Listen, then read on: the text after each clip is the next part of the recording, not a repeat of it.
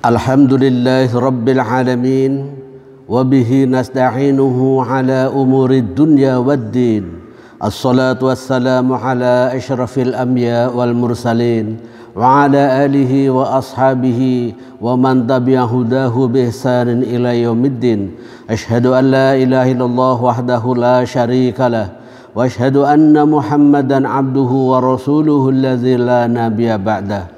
Amma ba'du fa ya ayuhan nas usikum wa nafsi bi taqwallah wa ta'atihi la'allakum turhamun.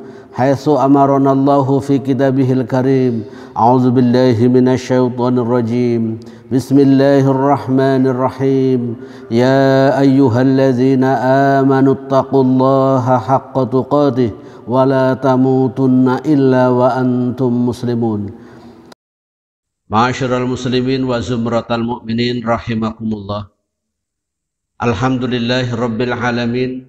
Sampai saat ini Allah masih menganugerahkan rahmat, taufik, hidayah dan pertolongannya kepada kita semua, sehingga kita dimampukan oleh Allah untuk datang ke masjid yang kita cintai ini guna melaksanakan sholat Jum'ah berjamaah. Mudah-mudahan rangkaian ibadah kita mendapatkan pahala dan diridhoi oleh Allah Subhanahu wa Ta'ala. Amin. Salawat dan salam semoga selalu Allah limpahkan pada Nabi Muhammad sallallahu alaihi wasallam. Semoga Allah anugerahkan kepada keluarganya, sahabatnya, dan seluruh umatnya yang istiqomah dalam Islam. Mudah-mudahan kita menjadi hamba Allah yang baik, yang selamat, bahagia dunia sampai akhirat nanti. Amin. Khatib berwasiat kepada diri sendiri dan seluruh kaum muslimin. Mari bersama-sama meningkatkan iman dan takwa kita kepada Allah. Dengan takwa yang sesungguhnya, yaitu mengamalkan perintah-perintah Allah dan menjauhi larangan-larangan Allah. Wa'lamu anna Allah qala fi kitabihil karim. A'udzu billahi minasyaitonir rajim. Jannatu 'adnin yadkhulunaha wa man salaha min abaihim wa azwajihim wa zurriyyatihim wal malaikatu yadkhuluna 'alaihim min kulli bab. Allahumma arhamna bil Qur'an. Surat Ar-Ra'd ayat yang nomor 23 dalam bahasa kita, yaitu surga-surga Aden. Mereka masuk ke dalamnya bersama dengan orang saleh nenek moyangnya, pasangan-pasangannya, dan anak cucunya. Sedang malaikat masuk ke tempat mereka dari semua pintu, sambil mengucapkan, selamat sejahtera untukmu karena kesabaranmu, maka alangkah nikmatnya tempat kesudahan itu. Al-Quran mengisyaratkan akan adanya kumpul-kumpul atau reuni akbar di akhirat nanti, lebih dari yang kita lakukan kalau silaturahmi keluarga pas Idul Fitri misalkan. Kalau kita mengadakan silaturahmi keluarga pas Idul Fitri, ada om, ada pak de, ada nenek, satu lagi kalau ada buyut, ini sudah luar biasa. Tapi di akhirat nanti, leluhur-leluhur kita yang baik, kita, pasangan kita, anak cucu kita, akan berkumpul di suatu tempat, yaitu tempat yang bernama surga Aden. Saudaraku sekalian, kalau kita ingin kumpul bersilaturahmi, terjadi reuni akbar antar lintas generasi dengan keluarga kita di akhirat nanti, tentunya untuk kenikmatan besar ini, kenikmatan yang luar biasa ini, ada amalan yang harus dikerjakan. Allah jelaskan dalam ayat yang nomor 22-nya. Yang pertama disebutkan wallazina sabaru ibtigha'a wajhi rabbihim, orang-orang yang bersabar mengharap ridho Allah, yang akan masuk surga Aden yang nantinya dipenuhi dengan reuni akbar lintas generasi itu. Yang pertama adalah para penyabar. Dalam kehidupan kita di dunia, setiap orang akan mendapatkan ujian, dan ujian yang satu dengan yang lain berbeda. Tetapi kata kunci menghadapi ujian tersebut adalah dengan bersabar. Kemudian yang kedua, orang yang akan masuk surga Aden ini wa aqamus shalah, dan orang-orang yang mendirikan sholat. Tentunya sholat fardu yang 5 waktu. Alangkah baik dan utamanya kalau dikerjakan di masjid dengan berjamaah. wa anfaqu mimma razaqnahum, dan orang-orang yang menginfakkan dari apa yang kami berikan kepada mereka, sirra wa alaniyah, baik dilakukan secara sembunyi-sembunyi ataupun secara rame-rame terang-terangan. Wa yadra'una bil hasanati as-sayyi'ah, dan orang-orang yang menolak kejahatan dengan kebaikan. Ulaika lahum uqbad dar, mereka itulah yang akan mendapatkan kesudahan yang baik. Kaum muslimin sidang Jum'ah rahimakumullah, kalau kita termotivasi, tertarik dengan konsep reuni akbar lintas generasi di alam akhirat nanti di tempat surga Aden, mari kita mulai mendidik diri kita dan keluarga kita agar menjadi orang yang penyabar. Kita jadi ayah, jadilah ayah yang sabar. Kita jadi anak, jadilah anak yang sabar. Kita jadi suami, jadilah suami yang sabar. Kita jadi istri, jadilah istri yang sabar. Karena memang tuntutan, karena memang anjuran Al-Quran ayat 22 di surat Ar-Ra'd ini adalah kriteria calon penghuni surga Aden itu di situ disebutkan yang pertama kali dimulai dari orang-orang yang sabar. Amaliyah yang harus dilakukan kedua adalah wa aqamus shalah, orang-orang yang mendirikan sholat.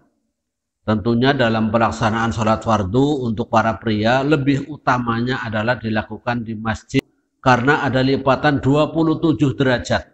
Dalam ibadah sholat ini memiliki kelipatan 27 derajat daripada di rumah. Maka kalau sehari semalam kita sholatnya di rumah dapat nilai kebaikan 5, dan kalau kita sholatnya di masjid kita mendapatkan nilai kebaikannya 135. Fungsinya untuk apa? Kalau kita kaya dengan kebaikan, tinggi derajatnya, kita akan mendapatkan kemudahan dalam menghadapi berbagai macam persoalan untuk memberi kekuatan sabar tadi. Ibaratnya kalau rumah kita besar, kemudian diterangi dengan lampu 1 watt, maka rumah kita akan terlihat gelap, suram, banyak yang tidak terlihat dengan 1 watt itu. Tidak bisa untuk membaca dan melakukan hal-hal lain yang bersifat positif. Akan tetapi kalau di rumah kita diterangi dengan cahaya 135 watt, maka ini akan terang benderang rumah kita. Segelap apapun yang namanya malam, kalau ruangan kita diterangi dengan 135 watt, akan menjadi ruangan yang terang dan penuh dengan cahaya. Begitulah gambaran. Kalau kita menjalankan sholat fardu ini di masjid dengan mendapatkan 27 derajat 1 kali sholat fardu, dan kalau 5 kali berarti 135 derajat, maka dalam menghadapi persoalan-persoalan dunia, persoalan-persoalan hidup yang kadang penuh dengan ujian, lika-liku dan persoalan, maka kita menghadapinya akan mudah. Maka kita menghadapinya akan terasa ringan, tidak lagi berat apalagi memberatkan. Maka harus dibiasakan mulai sekarang, mari bersama-sama membiasakan sholat fardu di masjid.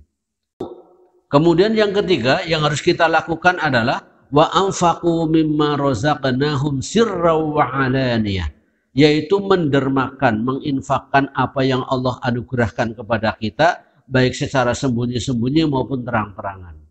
Ini artinya bahwa setiap insan yang menginginkan kehidupan bahagia di alam akhirat nanti membiasakan peduli dengan lingkungan, peduli dengan situasi. Kalau teman-teman kita, keluarga kita, masyarakat kita sedang membutuhkan uluran, mereka sedang membutuhkan uluran, ya mari kita bantu. Tidak bisa bantu dengan harta, bisa dengan tenaga. Tenaga lagi tidak bisa, paling tidak bisa dengan doa. Kalau doa juga tidak bisa, paling tidak kita tidak marah, tidak sentimen kalau dia mendapatkan kenikmatan.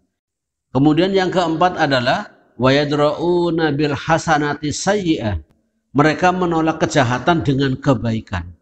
Bagaimana ini bisa menolak kejahatan dengan kebaikan? Misalkan kita bisa meneladani apa yang pernah dilakukan oleh Rasulullah SAW. Saat itu ada seorang paman namanya Abu Lahab, kita sebut saja. Dia sering menyakiti Nabi, mengganggu Nabi, bahkan memfitnah Nabi. Bukan hanya mulut saja yang melakukan kejahatan terhadap Nabi, tapi fisik juga disakiti. Pernah suatu saat Nabi SAW dicekek lehernya sampai nyentuh Ka'bah, sampai lidahnya menjulur. Pernah sedang sujud di depan Ka'bah, kepalanya ditindihi kotoran unta, beratnya kurang lebih 60 kg. maka sampai Nabi tidak bisa bangun. Ini kejelekan yang dilakukan oleh pamannya Abu Lahab. Apakah Nabi pernah berusaha untuk membalas? Tidak. Bahkan suatu saat Abu Lahab tidak terlihat, tidak mengganggu lagi waktu Nabi mau ke masjid, beliau bertanya, kemana pamanku Abu Lahab itu? Oh, dia sedang sakit. Dan ternyata orang yang pertama kali menjenguk dengan adanya kabar Abu Lahab sakit itu adalah Rasulullah SAW. Ini tantangan buat kita. Kalau ada orang baik sama kita, kita berbuat baik sama dia, ini impas.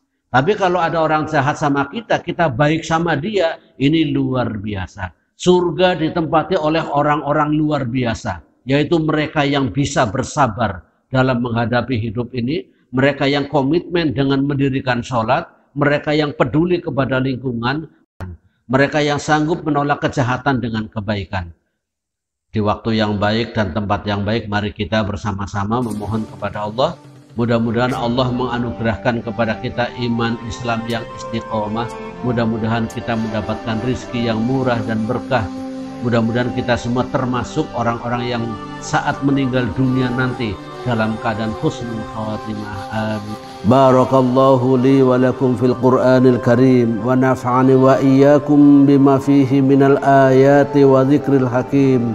Wa qur rabbighfir warham wa anta khairur rahimin. Anda baik sekali telah mengikuti video ini sampai selesai. Sempurnakan kebaikan Anda dengan membantu like, komen, subscribe, dan share sebagai amal syariah. Terima kasih. Jazakumullah.